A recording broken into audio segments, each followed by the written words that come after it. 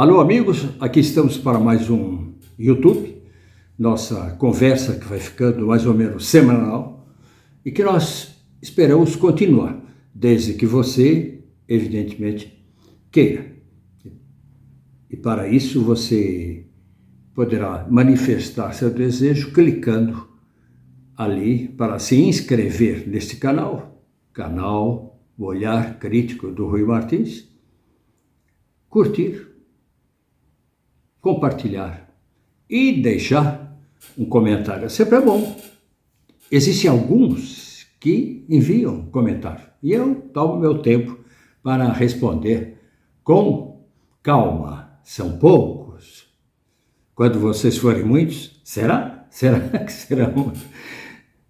Quem sabe eu não terei tanto tempo. Mas aproveitem então, hein? Sobre a política do Brasil, sobre questões aqui na Europa, certo? Então vamos lá. Sobre o que vamos falar hoje? Eu deixei de lado o Festival de Locarno, ainda existem alguns filmes que eu gostaria de comentar, principalmente o filme israelense, o filme ucraniano, mas o Brasil está fervendo com essa história de joias e com o risco de prisão para o mito, para o ex-presidente Bolsonaro. Portanto, nós vamos falar disso, mas essa história toda revela alguma coisa, não podemos esquecer. Hein? Ela só aconteceu em consequência do quê? De uma coisa que os bolsonaristas, não uma coisa de pessoas que os bolsonaristas costumam criticar, agredir, difamar, que são os jornalistas, a imprensa. A imprensa que é considerada o quarto poder. A imprensa no sentido, os grandes jornais, a empresa também, a imprensa e a imprensa. A imprensa e a empresa jornalística. Mas eu vou destacar jornalista, a base dessa imprensa, os jornalistas. Porque vocês sabem, se não sabiam, ficam sabendo, toda essa história de joias veio a público e se tornou esse grande escândalo que está acontecendo graças ao quê? Graças ao quê? A dois jornalistas. E é necessário que se dê a eles o reconhecimento dessa vitória. Que agora todos escrevem sobre isso. Mas se nós formos procurar onde começou, existem dois jornalistas. É sobre eles que eu vou falar. Eu vou falar também de um outro que foi vítima de insultos na CPMI por pastores evangélicos, culpado de ter fotografado aqueles arruaceiros evangélicos bolsonaristas que estavam quebrando os prédios da Praça dos Três Poderes. Mas vamos lá. Já clicou? Já curtiu? Já se inscreveu? Vamos lá. Jornalistas detonaram Bolsonaro. Não foram todos, é claro que não foram todos, mas a maioria. Houve os que semeavam confusão em favor de Bolsonaro, participavam do gabinete de ódio e utilizavam as redes sociais para espalharem fake news. Faziam e fazem ainda comentários mentirosos em jornais tendenciosos e rádios bolsonaristas. Uma delas quase que fechou. Alguns deles tiveram de fugir para os Estados Unidos, de onde enviavam e continuam enviando seu veneno.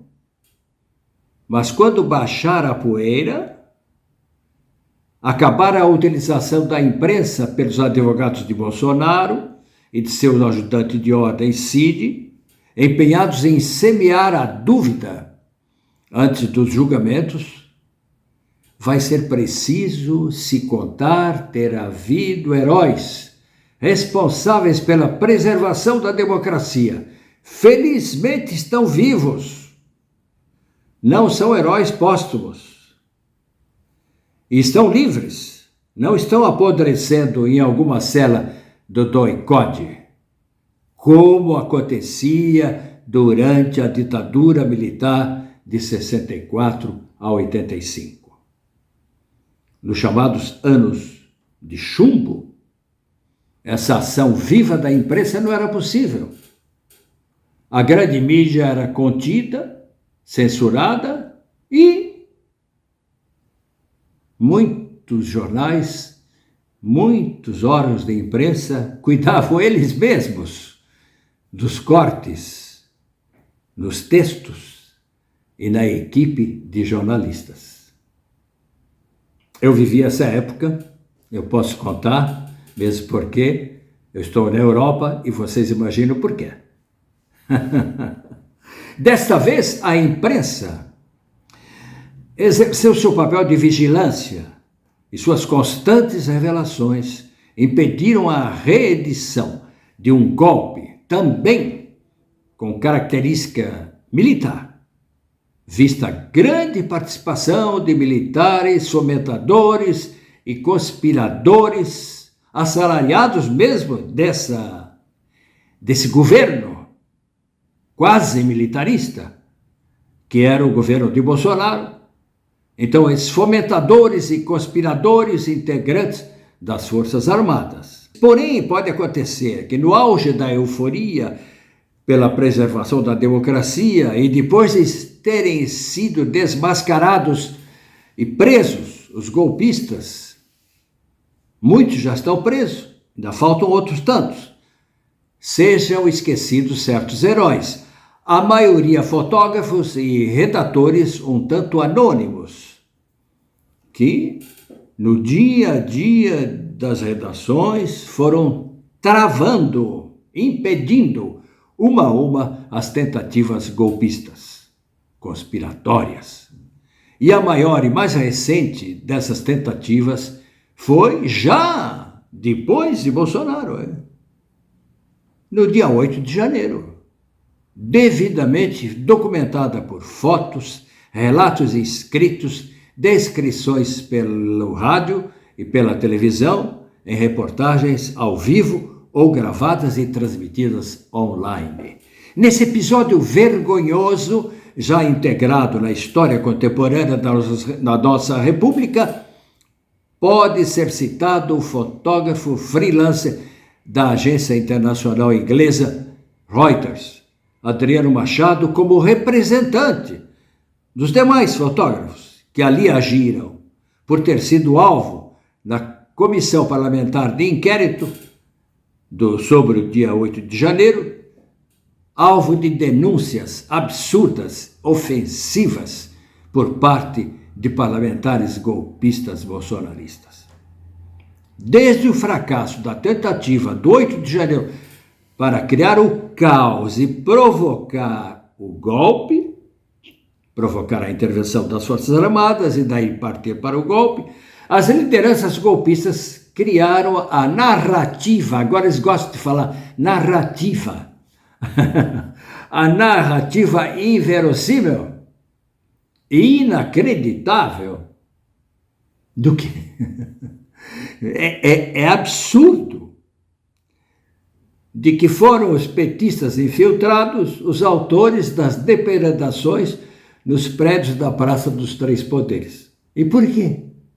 O Lula já tinha sido eleito, eles precisavam de golpe, não precisavam de golpe nenhum. Essa teoria é totalmente maluca e idiota, como são idiotas a maioria dos bolsonaristas.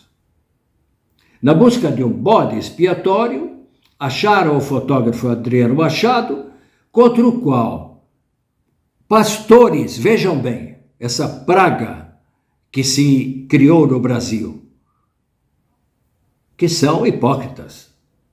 Não acredito que eles acreditem no que eles pregam. Marco Feliciano, Magno Malta e outros despejaram seu ódio com ofensas típicas da maneira como o ex-presidente se referia sempre aos jornalistas da grande imprensa, citando desaforos já proferidos por Bolsonaro, quando o presidente agredia verbalmente jornalistas, principalmente mulheres. E agora vamos falar dos dois outros heróis. Hein? Está próximo o fim do mito, todo mundo sabe, e da dinastia Jair Bolsonaro com seus zeros herdeiros. O chamado caso das joias, um tanto menor e menos importante em comparação com outras acusações de crimes arquivadas por Augusto Aras, o crime do genocídio, Yanomami, uma série de outros crimes cometidos pelo ex-presidente. O chamado caso das joias acabou se transformando no motivo de uma provável prisão do ex-presidente. Prisão já bastante anunciada. Entretanto, tudo isso começou há 5 meses, no dia 3 de março, numa reportagem da dupla de repórteres Adriana Fernandes e André Borges, do estado de São Paulo, meus colegas, portanto, porque eu comecei minha carreira no estado de São Paulo. No estado de São Paulo, na madrugada do dia 3 de março, eles publicaram a primeira reportagem de uma série sobre as joias roubadas do ex-presidente Bolsonaro, recebidas da Arábia Saudita. O título da matéria, publicada ainda online, ainda não era no Estadão Papel, dizia: governo Bolsonaro tentou trazer ilegalmente colar e brincos de diamante no valor de 16 milhões e meio para Michele. Michele, você sabe quem é? É a esposa do ex-presidente, o mito. A localização dessas peças, retidas na alfândega do aeroporto de Guarulhos, permitiram localizar outras joias e acabaram envolvendo o clã Bolsonaro, ajudante de ordens, Mauro Cid, seus filhos, a família toda, e o general pai do Mauro Cid também, numa acusação de apropriação indébita, com venda das joias nos Estados Unidos, para não deixar rastros. Então, você sabe o que significa apropriação indébita? Isso é linguagem de advogado, não? Linguagem mais fina, mais cavalheira, porque apropriação indébita significa roubo, passar a mão. Recentemente declarado inelegível por utilização de um comprovante de vacina falsificado para entrar nos Estados Unidos, o ex-presidente passa agora pelo vexame de ser considerado traficante de joias, mais o risco de ser preso. Bom, além de ser traficante.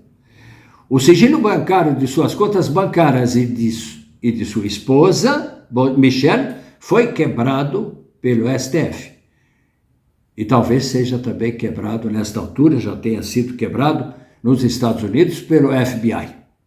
O jornalista André Borges contou para o canal My News que as investigações para a reportagem sobre as joias, feita com Adriana Fernandes, levaram 2 meses e foram publicadas inicialmente pela internet no site do jornal paulistano O Estado de São Paulo, logo replicadas pela imprensa brasileira.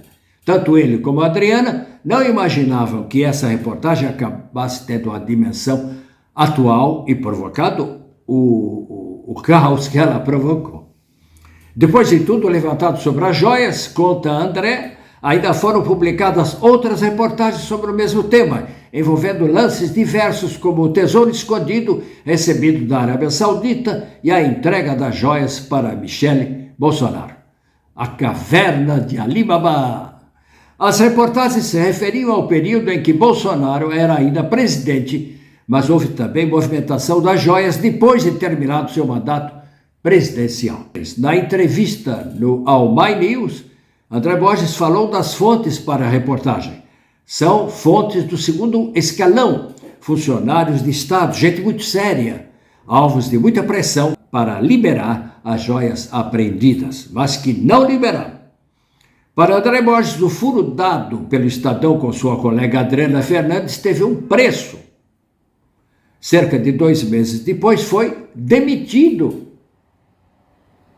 Logo depois dessa demissão, o Observatório da Imprensa publicou matéria a respeito sob o título Demissão de André Borges, Economia ou Censura, na qual se colocou também a denúncia feita pelo Sindicato dos Jornalistas Profissionais de São Paulo sobre a criação de um comitê para supervisionar conteúdo editorial.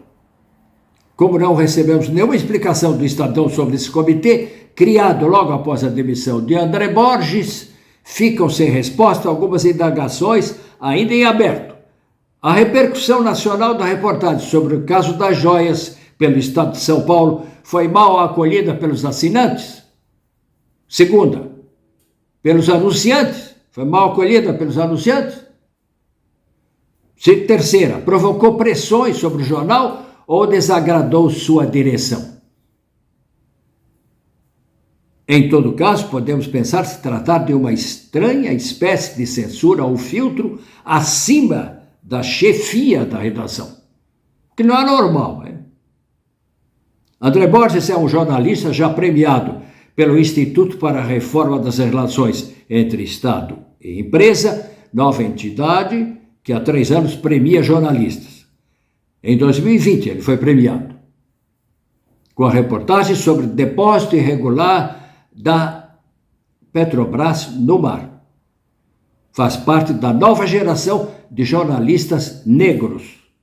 Trabalha com o canal My News e afirma já ter encontrado substitutivo em termos de emprego, em termos de renda para viver, depois da perda do Estadão. Diante do impacto nacional causado pelas reportagens da dupla Adriana Fernandes e André Borges, é certo que ambos, se vivessem nos Estados Unidos, ganhariam o prêmio Pulitzer de jornalismo. Mas temos, como já disse, aí no Brasil, o prêmio Comunique-se e esse novo prêmio IREE. Fica aí minha sugestão. No ano 2023, não há jornalista que tenha provocado alguma coisa mais forte que esses dois. Inscrevam-se, curtam, compartilhem e deixem um comentário. Até logo. Grande abraço.